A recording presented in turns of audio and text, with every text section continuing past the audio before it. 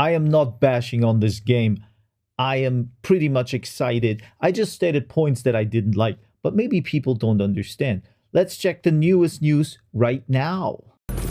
Wake the fuck up, samurai. We have a city to burn. The lead up to Dragon's Dogma 2 has been a complete roller coaster. After the previews dropped, there was quite a bit of concern over the fact that there's only 10 vocations and it's 30 FPS on console. But then they announced and released the character creator for Dragon's Dogma 2 and the sentiment changed almost immediately. Now, so, to be completely honest, I didn't play the first part, so I don't know. Like, I did, but I didn't play it for long. I don't remember. I don't know how many vocations there are. 10 vocations, isn't that enough for the beginning? It's like you can still add on some later on or making money out of it. Now that we are about 11 days from the release of Dragon's Dogma 2, there has been a ton of news that is released. We're also going to talk about some of the insane character creations that we've seen. Could we still get a playable demo for Dragon's Dogma 2? When are we going to get to download the game? And so much more, guys. We have a lot to talk about leading up to the launch. So check the video chapters for easy viewing and let's get into it. So first and foremost, we have to talk about the new character creator and storage demo that we got, which I have to say is probably the best character creation tool that I've ever seen in a video game. And it's simply genius marketing. It is better than we could have ever imagined. The deep customization options that leads to almost infinite possibilities with this game is. I'm not sure, to be very fair with you guys, if too many customization options are good, but the best move about it is you can already try it out and kind of upload it then to your game. That is just on point. I like that, because you can just jump into the game and play around. I have to do that too, so if you want to see my creation, it will be boring, I guess. Wild, like if you want to play as Kratos, you can do that. Perhaps you want Geralt of Rivia, Shaggy, all as your pawns. That is possible because of this insane creation tool by Capcom. It's not quite the playable demo that a lot of people were hoping for during the Capcom showcase, but the fact of the matter is this free tool is having people spend countless hours working on their characters and making cool creations. That alone is going to force people to buy this game. Like if you've already invested hours of your time into a creation tool, you're probably going to end up buying that game on release. Just a quick point. I guess when you choose this lion class, or not class but race, I think the customization, you can do funny stuff, but this is nothing that you kind of get familiar with. It's something unhuman-like, unhuman-like for us. For those of you that are unaware about this tool, you guys can download it right now. It is available on the PlayStation, Xbox Series XS, and on Steam. So you're able to jump on right now and customize the look of your main character, the Arisen, and you could also customize your main pawn. Now in the character creator, you could store up to 5 characters of each, the Arisen and your main pawn. And then once the game is out, then you could transfer all of the data from the character creator into the main game. So treat this as like a mini demo where your information can be carried over. Honestly, if you've not played around with the Dragon's Dogma 2 character creator, I recommend doing that now, because I probably spent about 3 to 4 hours just making my main character and my main pawn. So I would say get that out of the way for the game release so you could focus on playing rather than spending the first 5 hours on launch day just creating your character. So recently the game's director for Dragon's Dogma True. 2, Hideaki Itsuno, and the game's producer, Yoshiaki Hirabayashi, were both interviewed by automatonmedia.com, and in that interview, they both went over some pretty interesting details regarding Dragon's Dogma 2 that we're going to go over now. So the first question was asked, how did you decide to make Dragon's Dogma 2? To which Hirabayashi responded, it has been over 10 years since Dragon's Dogma and Dragon's Dogma Dark Arisen were released. In the meantime, we've been working on Japan exclusive titles such as Dragon's Dogma Online and the mobile game Dragon's Dogma Quest, but we had been considering a single player sequel to the series for a long time. Capcom was aware that Itsuno was essential to the Dragon's Dogma IP, and that sequel would involve a large-scale development team. Itsuno finished. Did someone of you guys try out the other titles? Like, I'm right now living in Japan, so maybe I would find them, but did someone play them? How are they? Are they worth playing, or is it more like, I have to say, some specifically located games here are not that, they're typically for the market. Like when I watch some mobile games, for example. Cry 5 project a little over 5 years ago, and this is when the environment for the development of Dragon's Dogma 2 was ready. It was not a sudden decision, but something that had been in the works for a long time. The question was then directed to Itsuno: did you have the idea of Dragon's Dogma 2 on your mind for a while? To which Itsuno responded, actually, before I started working on DMC 5, I was given the choice of either making Dragon's Dogma 2 or DMC 5 first, and I decided to work on DMC 5. So basically, the idea of Dragon's Dogma 2 had been on my mind the whole time. As for our development policy, we decided to stick with the basic concepts of the original Dragon's Dogma. There had originally been so much we wanted to do in Dragon's Dogma, however, due to constraints related to time, manpower, technology, and hardware, we had to give up on our ideas. So after the release, we received a lot of feedback from users, such as having only one country feels bare. With Dragon's Dogma 2, our goal was to try to incorporate these ideas and feedback as much as possible. The next question was asked, what are some specific features that you weren't able to include in Dragon's Dogma that we could look forward to in the sequel? To which Itsuno responded, for starters, there was many technological shortcomings at that time in terms of creating a proper open world. For example, when entering a densely populated area such as a castle or dungeon, there had to be a brief loading time to switch from the data for the distant view to the detailed view for the interior, which prevented a seamless playing experience. However, in Dragon's Dogma 2, all dungeons, towns, and house interiors will be seamlessly connected. Also related to memory is the number of NPCs, which Does that mean no loading screens or quicker loading screens, or is everything just there, already loaded? Maybe you need like 2 minutes to boot up the game and then it's all done. That would be good.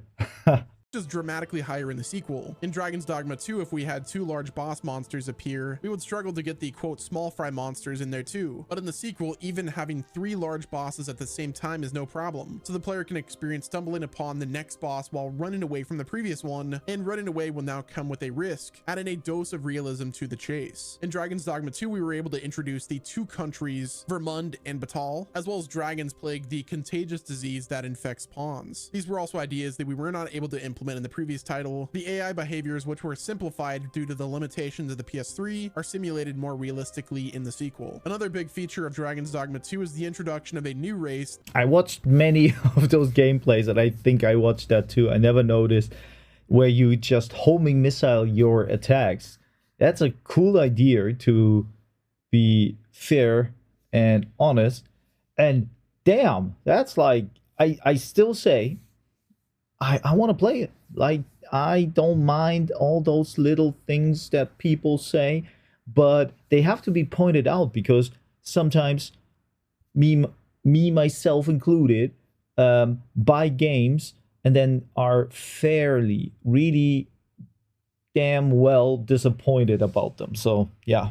The Beastren. This too had been an idea for the first game, but as we struggled to include a large number of fur-covered characters, we were not able to implement it. The sequel will feature the Beastren and their country Batal, and players will be able to choose the Batal race for their arisen. The next question that was posed was, in Dragon's Dogma 1, you could develop an affinity with NPCs. Will there be something like that in the sequel? To which Itsuno responded, there will be a lot of it, and it will be even more pronounced. It's almost the entire reason why we made the game open world. There will be many events that occur and don't occur depending on affinity, and relationships between NPCs will be important. For example, if you raise your affinity with the parent of a child, your affinity with the child will increase as well. On the other hand, NPCs can also fall out with each other. We've quote powered up the affinity feature a lot and sneaked in a lot of things, as Itsuno laughs. The other question that was asked was, will things like NPCs dying during town raid events happen? To which Itsuno responded, our basic premise since the start of the series has been creating a fantasy world simulator, so NPCs dying is a normal occurrence. If there's an NPC that you care for in a town, you will need to protect them as you fight or hold them and run. Hirabayashi then jumped in and said, however, there are wake stones, resurrection items. To the first point,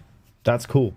I hope this game is punishing in a good way, because you really can play games. If you want a game that is holding your hand and take you everywhere and you're the hero and everything is easy, catered to you, great, pick that game. But we have less and less games that are challenging on the, let's say, real life level, kind of like sleeping, and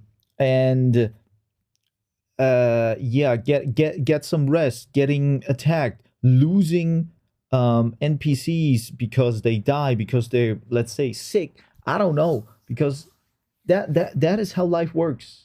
And why not play a fantasy, so being a cool character that can fight, but then also with all those points that build up a real life experience. So even if an NPC dies, all is not lost. It's just that for a simulator, it's unnatural to have beings that are completely invincible. It then posed the question, compared to the previous title, how much has the map in Dragon's Dogma 2 been expanded? How many more towns can we expect? To which Itsuno responded, we always say that the map in Dragon's Dogma 2 is 4 times the size of the previous one, but we haven't measured it exactly, and the development team believes that it will be much larger. Hirabayashi responded, Dragon's Dogma 2 is an experience-driven game as opposed to a story-driven game. The field is not simply vast with no purpose, but it's designed to provide enjoyable experiences with each minute as you traverse it, and we are confident in the volume of the map in terms of its density rather than...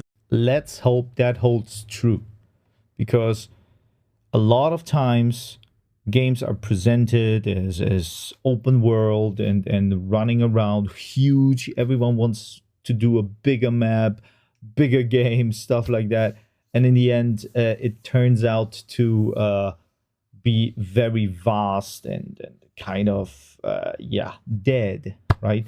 In the size. They then followed up with, what was your policy in terms of the map's density? To which Itsuno said, this was another concept from the original game that we decided to power up in the sequel. We have packed Dragon's Dogma 2 full of features that we were unable to include from the previous game, and we have put to use a lot of the knowledge we've cultivated in the meantime. Hirabayashi responded, we want to give the players a worthwhile and fun experience for the time that they're investing in the game. However, we do not want to impose anything on them. So from the sounds of it, it seems like they took everything that they did correctly with Dragon's Dogma 1 and then just powered it up, quote unquote, and made this game the ultimate Dragon's Dogma experience. Rather than having a story-driven game that kind of walks you through the game, you're essentially just dropped into a giant open world, and you just kind of have to figure out things as you go. It's the part that I enjoyed the most about Elden Ring, is really having no sense of direction. It's just kind of go and do that thing, and it's a... True. I guess that a lot of people would just go outside, try to fight. Maybe they succeed, maybe they don't, maybe they just want to explore the world. I don't think that anybody there is going to go every little NPC trying to ask them everything and then get all the quests, like really focus on quests. I don't like pure fantasy lovers just go out. It's like an adventure. Let's hope it really feels like that. Same with Breath of the Wild in a game like Skyrim, where if you see that mountain in the distance, you could go there. So moving right along, with there being only 11 days until Dragon's Dogma 2's official launch date, what is the likelihood that a playable demo is happening? Now, with the Capcom Highlights Day 2 happening today, as of recording this video, it doesn't seem like they're going to be giving us any news regarding Dragon's Dogma 2 during that showcase. At least that's what the description says. Could things change? Possibly. Could it be like a surprise announcement? Maybe. But I would say that right now, if we don't get it within the next couple days, I would not expect a playable demo prior to the release of Dragon's Dogma 2, which I know that news could be pretty disappointing for some people, especially those that are on the fence regarding the console FPS situation. I would say that the developers are actively working on a day one patch for Dragon's Dogma 2 to improve the overall frame rate and frame timing specifically. I don't think we need a demo. Yeah, of course, people that are on the defense on that kind of like, or they don't know if they should get it or not. Maybe they need something like that, but you will have enough reviews, or even you can maybe even wait. I guess as long as you're not a content creator and you have to crank out those videos and news about it every hour, you can play it a little bit later if you don't spoiler yourself. Right now, it seems like the frame timing is not the best, but I'm sure that day one update will smooth things out to ensure that we get a somewhat consistent uncapped frame rate, and that will hopefully be ready by the time the game is launched. It could be that we have to wait until post-launch for that update. So yeah, these next 10 days will be very telling. If we get a demo, that means they probably have the update done, but only time will tell. So moving right along, we have some preload details for Dragon's Dogma 2, as it looks like the preload has gone live for the Xbox Series consoles. Xbox preloads usually happen pretty early. Now, the size of Dragon's Dogma 2 will be 69.94 gigabyte, and that was the update that people got for Dragon's Dogma 2. So I'm guessing after the day one patch, the game will likely be just over 70 gigabytes, which is honestly a good size. And we still don't know when the preload will happen for PlayStation 5. That's usually about a week before launch. And then the PC copy via Steam will be way later than that. I'm sure we'll get official details for preloading from Capcom sometime relatively soon, especially since the Xbox preload has went down. The hype is real for Dragon's Dogma 2. I cannot wait to play this game on the 22nd. Hopefully we get a playable demo. If not, it is what it is. At least we got to make our characters and our pawns. Let me know what creations you've been able to do in the character creator. Hit the like button if you've enjoyed the video. All right, yeah, preload for sure. As quick as possible. I have to pre-buy it, purchase it. Yeah, it seems like a great game, and me personally, I don't care about the frame rate issues. I hope it runs well on my PC, but I'm gonna get a 4070 Super soon, so that is on the go. Yeah, but let me know. You're probably gonna play that game when you watch that video, right? Or are there people that, yeah, dislike the game, are really disappointed and maybe like the first one better already? So I see you in the next one. Peace out.